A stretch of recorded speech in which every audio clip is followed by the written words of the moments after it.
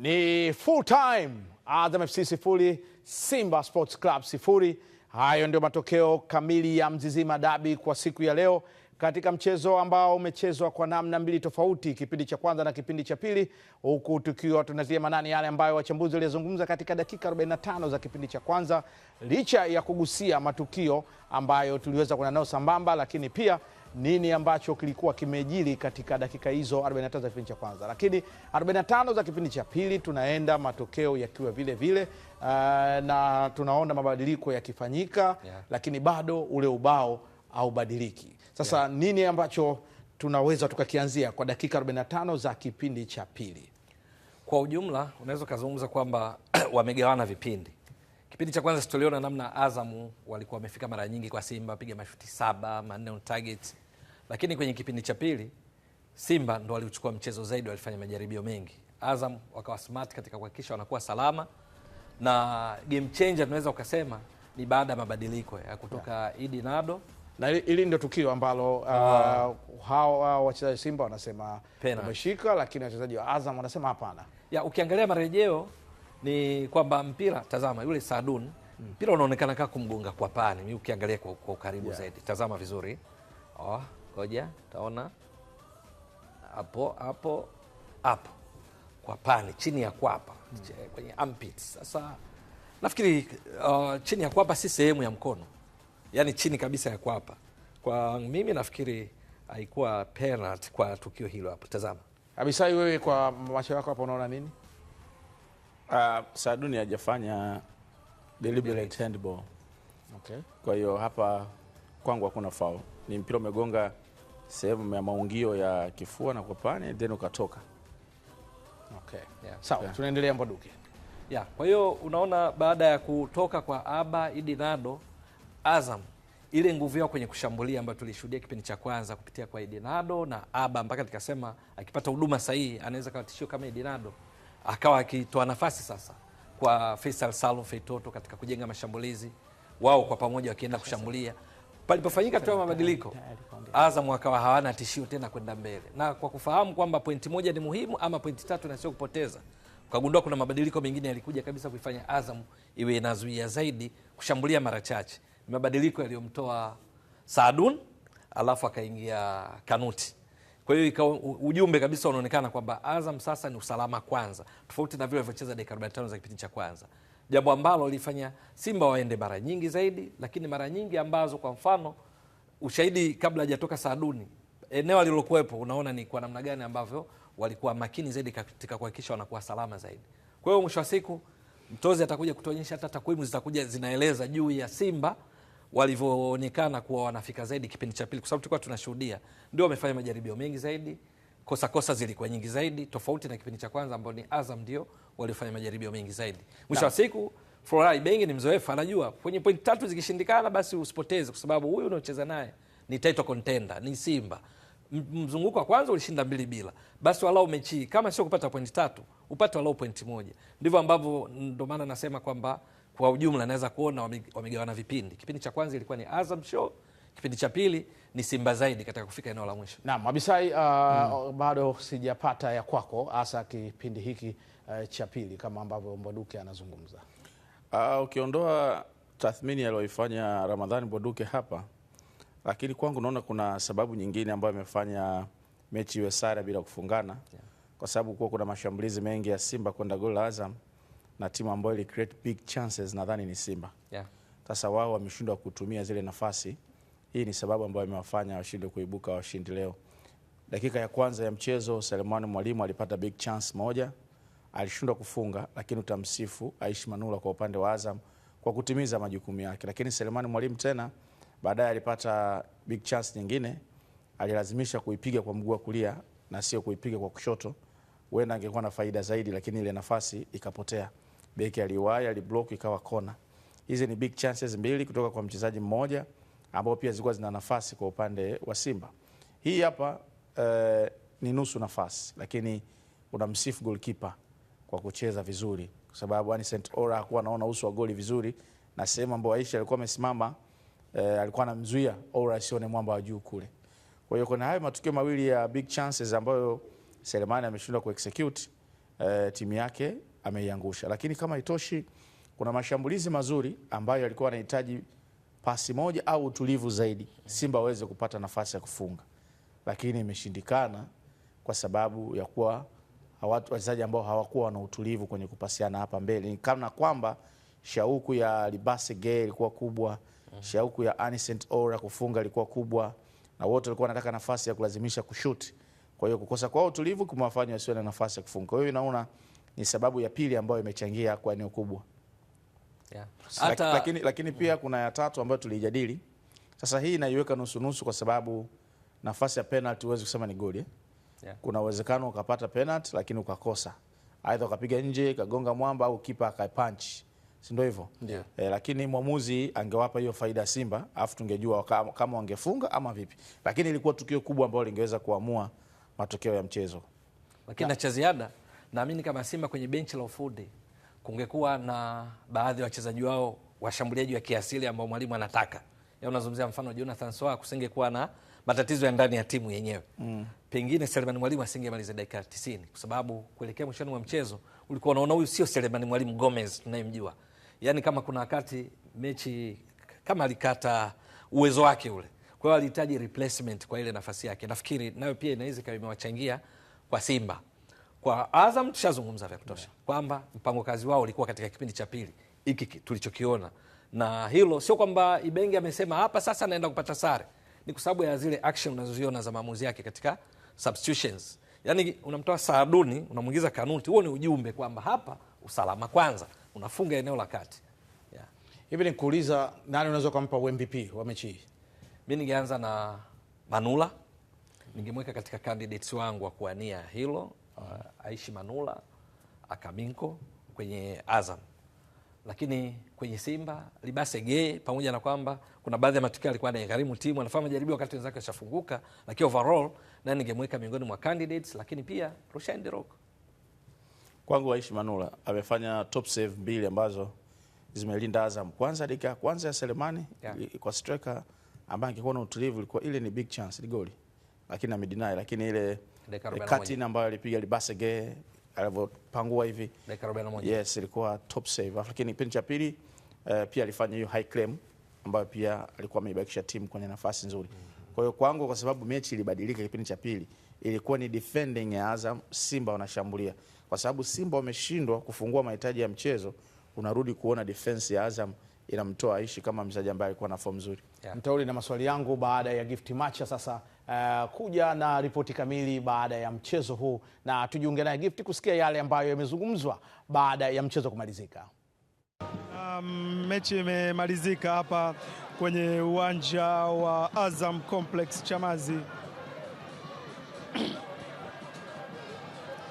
Na Mzizima Dabi inamalizika namna hiyo hapa kwenye uwanja wa Azam Complex Chamazi. Hakuna mbabe, hakuna goli, kila timu inaondoka na alama moja, lakini mechi ilikuwa ni kali na ya kusisimua, ama unaweza kusema ni kali na aina yake. Mimi ni Gift Alex Macha, niko hapa kuzungumza na makocha wa timu zote mbili, watuambie nini hasa kiufundi, kimbinu ambacho kilikwenda vizuri ama kikwenda vizuri katika mchezo wa hii leo. Nikianza na kocha Florent Ibenge kwa upande wa Azam FC, atuambie kile ambacho kilikwenda vizuri. Coach, you had I can say almost total control of the game in the first half.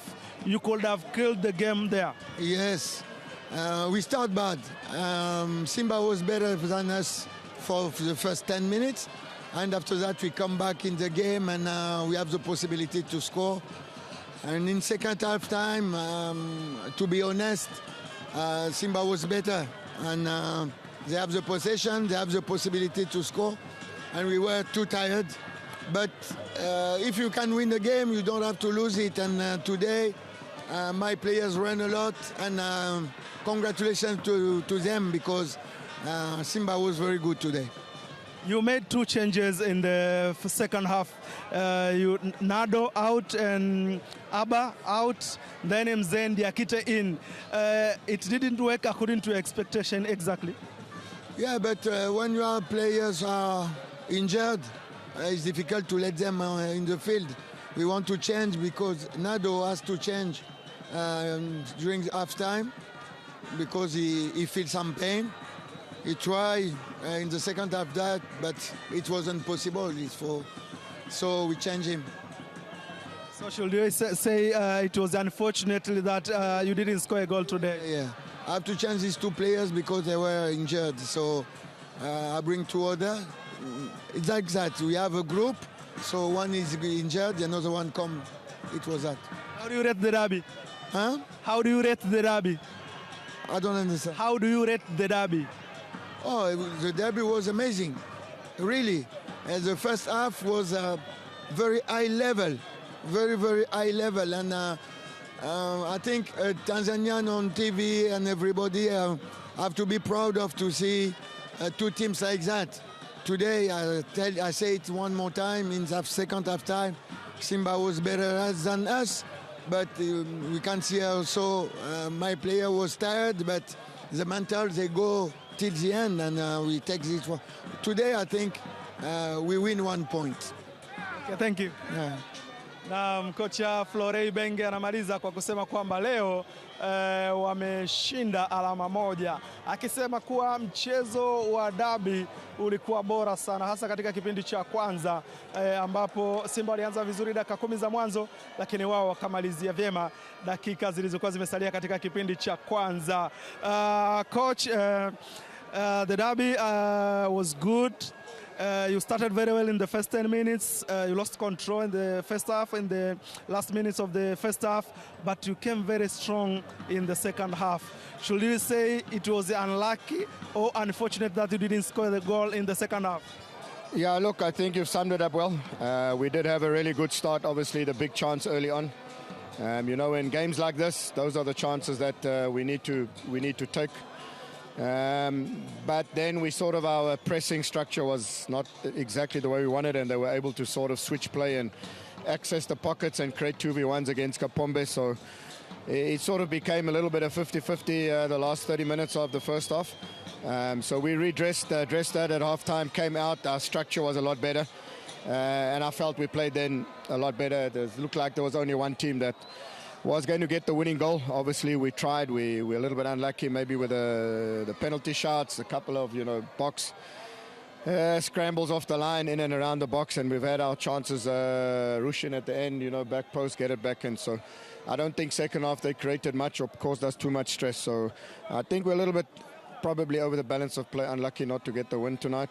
But I thought, especially first half, two good tactical teams. I thought both teams were looking to play and impose their game plan. But second half, I felt we were the better team, by far. So as you said in the first half, they see on your strategy of starting from behind, keep pressing on your style. How did you switch exactly in the second half? Look, I think it's not that we switched too much, we just done it better.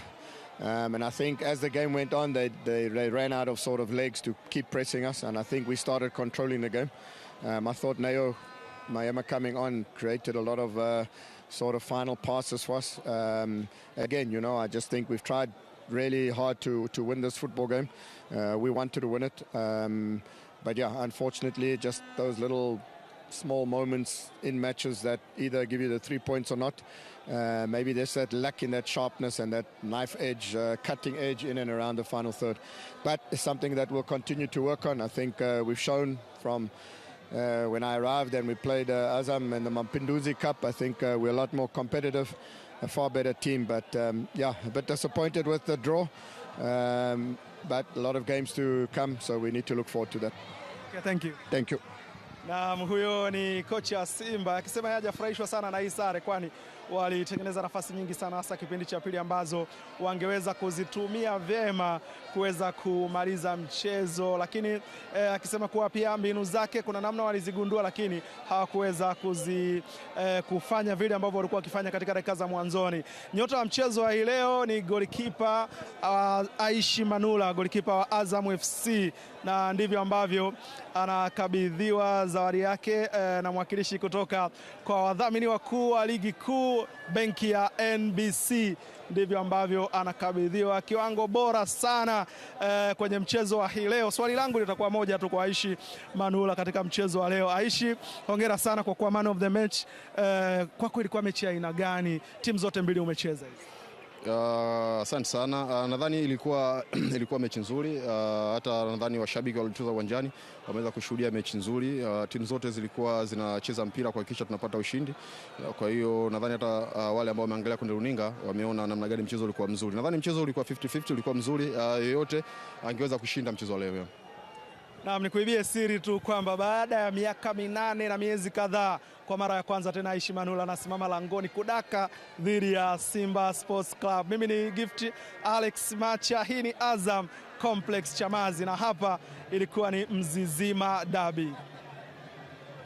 Well, this is how it ended up kwa kule uwanjani, lakini kwetu sisi bado haijaisha kwa sababu kuna mengi ambayo yamezungumzwa na coaches. Tulikuwa tunajiuliza hapa nini kimetokea kipindi cha pili, nini kilitokea kipindi cha kwanza, lakini tumeweza kumsikia Florent Ibenge akizungumzia mchezo kiutaalamu zaidi, jinsi ambavyo walivyocheza kipindi cha kwanza, kipindi cha pili mabadiliko yalivyokuwa na ubora ambao alikuwa nao Simba katika mchezo, akiwapongeza kabisa na mbinu ambazo alienda kuzitumia kama alivyokuwa mmeongea hapa wewe na Mwaduke kwamba kama uwezi ukachukua pointi 3 basi usipoteze pointi hata hiyo moja iliyokuwepo. Lakini kwa upande wa kocha Simba naye tumemsikia akigusia masuala mengi kuhusiana na mbinu na mpira wenyewe alivyocheza, lakini ulichogusia wewe napo kakiweka kwamba ile penalty nayo cutting in. To be sharp on the cutting edge. Exactly. Yani ambacho hujamalizia vizuri tu. Leo tunakudai vipakti vya Bagamoyo Sugar kwa sababu nilichozungumza mimi ndicho alichosema Ibenge. Exactly. Alichozungumza Abisai ndicho alichosema Steve Becker. Basi kama ni hivyo usimdai. Abisai ana uwezo leo. Azam Pesa. Ana uwezo leo kusimama. Azam Pesa. Sasa ngoja tuangalie takwimu. Mwaduko lizitaka hizo takwimu kabla ili tuweze kuangalia yale ambayo yameendana na mazungumzo ya coaches wa pande zote mbili. Na uhakika ni huu hapa ambao upo kuonyesha kwamba nini kilitokea kipindi cha kwanza, lakini kipindi cha pili uhalisia unaonyesha zile shots on target ambazo Azam wamemaliza nazo 5, Simba wakiwa na 4, ambazo hazijalenga. Kwa maana hiyo off target kwa Azam zilikuwa ni 4, kwa Simba 4. Kipindi cha kwanza ilikuwa Azam mashuti 7, 4 on target. Kwa hiyo hapa manake Azam kipindi cha pili wamepiga mashuti 2, 1 on target. Ndio maana ikaongezeka pale 1. Lakini kwa Simba 2 on target 2. Kipindi cha kwanza ilikuwa on target 2. Walikuwa wamepiga mashuti 3, 2 on target. Lakini sasa kuona hapo 4 maana yake ni mashuti 8 jumla mechi nzima. Maana kipindi cha pili ndipo tulipokuwa tunasema wamepiga mashuti 5, wakaongeza 2 on target. Lakini madhambi tunayoona ni 12 kwa 11 ambayo inamaanisha nini?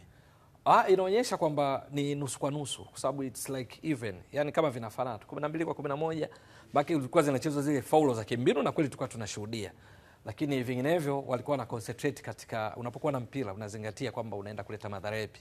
Lakini sehemu moja hapo pia kuvutia, cheki kwenye kona hapo mwenyewe. Si unaona? Kwamba kona ni 4 kwa 7. Kwa 7. Sasa kipindi cha kwanza ilikuwa Azam wana kona 4, Simba wana kona 2. Kwa hiyo Azam walibaki na kona 4, lakini Simba wamekuwa na kona 7, maana yake wameongeza kona 5. Yaani yote na kuonyesha kwamba kipindi cha kwanza na kilivyokuwa kipindi cha pili. Hata mechi inaelekea mwishoni ni Simba walikuwa wanapiga kona kama nakumbuka vizuri. Hata uwiano wa umiliki wa mpira ni 49 kwa 51. Wakati kipindi cha kwanza ni Azam 53%, Simba 47%. Sasa overall ndo 51 kwa 49. Kachelo una weigh in vipi officiating leo? Arajiga. Na washika bendera. Kwanza kuna tukio kubwa la penalty lile ambao kwangu naona Arajiga angeweza call penalty kwa Simba. Nimeona pia Mohamed Mkono angeweza kumsaidia, alikuwa karibu sana. Na tukio ameliona alikuwa la kuhitaji VAR, lakini pia kuna Rashid Zongo assistant namba 2. Kuna offside 2 aliziita zilikuwa zimeshtua kidogo. Kuna ile moja ya Nado baada ya replay alionekana yuko on. Alafu kuna mpira alitoa pasi ambayo sio dhamira kwa kipa. Azam aliupata. Saduni ukamgonga, Azam alikuwa kwenye shambulio. Then mwamuzi akasema ni offside. Kwa hiyo ni bado hawakuwa 100% waamuzi walikuwa na sehemu yao ya kuwa sehemu ya mjadala. Safi. Sasa twende tukaangalie jedwali letu. Jedwali ulikuwa unalitaka sasa. Lakini wakati tunaenda kwenye msimamo, niseme tu kama hizi timu za Simba na Yanga hazijawahi kuifunga Azam, basi msimu huu au muda ambao Ibenge yupo inaonekana kundokuwa kuna ugumu sana. Kwa sababu leo ametoa kauli kwamba kama huwezi kushinda mechi basi usipoteze. Naona unajua kwa nini na hamu na huko. Angalia pale. Anayeongoza ana pointi 41 akiwa na michezo 17. Simba kwa sare ya leo wakiwa na michezo 16 wana pointi 35. Sawa, wana kiporo ambacho wakicheza kina wapa kama watapata ushindi na maana watakuwa na pointi 38. Nadhani na TRA. Nadhani mechi yao na TRA ile ya kiporo. Okay. Ligi inazidi kuwa patamu. Lakini Azam FC kwa sare ya leo ina maana kwamba michezo 17 wana pointi ngapi? 33. Sasa kuna jambo lingine hapa hatukulizungumza. Najua kwamba mechi ya TRA ndio inayofuata. Lakini kuna utamu mwingine ukiondoa hiki ambacho tumekiona hapa. Unamuona ambaye anashika nafasi ya 6. Singida. Na unamuona anashika nafasi ya 8. TRA. Huyo nafasi ya 8 kawaponza mechi la ufundi. Kivipi? Baada ya kushinda leo. Maana si taarifa imetoka Mbwaduke haujaiona? Taarifa inasemaje? Wewe sasa ndo confirm. Sasa mimi narudi kwako wewe Mbwaduke sasa. Au vipi? Abisai tumpe nani? Mbwaduke. Taarifa ambayo ilikuwa inaonekana kwenye ukurasa rasmi wa Instagram wa Singida BS. Ilikuwa ni kwamba benchi lote la ufundi limeondoshwa. Na hiyo ni baada ya matokeo yale. Na taarifa za ndani zilikuwa zinasema ilikuwa tangu wakati wa mapumziko kulikuwa na maamuzi kwamba au sasa basi, kwa sababu ya namna walivyokuwa wanaona timu inacheza bila shaka, na mwisho wa siku matokeo yalipokuja kwamba wamepoteza kwa TRA, basi ndicho hicho unachotoka ukizungumza kwamba imewagharimu benchi la ufundi. Kwenye taarifa yao inaonyesha lote. Haya mambo tulikuwa tukiona katika timu za Simba, Yanga na Azam pia. Singida wako kwenye level hiyo sasa, kutokana na jinsi ambavyo wana spend pesa zao na matokeo ambayo wanapata uwanjani. Unaweza kusema hivyo kwa sababu wao wanaamini wakisajili wachezaji kwa fedha nyingi ambao ni wazuri huko walipo, ukiweka kwa pamoja na kocha mzoefu, basi wanaweza kupata matokeo. Lakini kwa wao wamejitathmini, wameona wafikii malengo au mwendo huo hauwezi kuwasaidia kufikia malengo. Labda kwa tathmini waliofanya wameona hawa improve. Kwa hiyo wameona wasitishe huduma ya benchi la ufundi, wajipange upya, waone kitu gani wanaweza kufanya. Na sababu pia kila mara mimi nalisema hizi timu hizi zinafanya tathmini, rejea yao reference ni last season tulifanya nini, matarajio msimu huu, kile ulichofanya jana kama kilikuwa 2, safari hii 3. Sasa Singida Black Stars BS msimu uliopita, leo maki wamecheza mechi 17, mechi 16 walikuwa na pointi 33. Safari hii kabla ya mechi ya leo mechi 16 walikuwa na pointi 25. Baada ya kucheza mechi ya 17 wana pointi 25.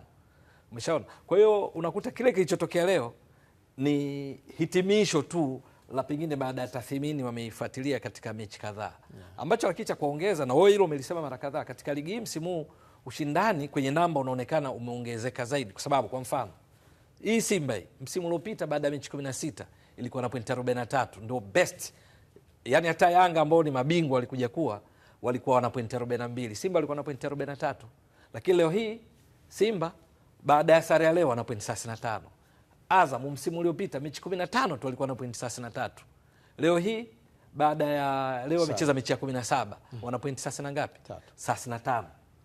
Amini 33. Hawajafikia hata pointi walizokuwa nazo baada ya mechi 16 msimu uliopita ambazo zilikuwa 36. Umeshaona? Kwa hiyo kuna vitu na kila mmoja ukimwona, hata Yanga wanalalamika wenyewe, usikia timu hatuelewi, wanamlaumu Pedro Gonçalves. Wazame ndani zaidi ligi hii, angalia ile TRA United inavyo challenge hizi timu. Kwa hiyo kuna vitu vimeongezeka.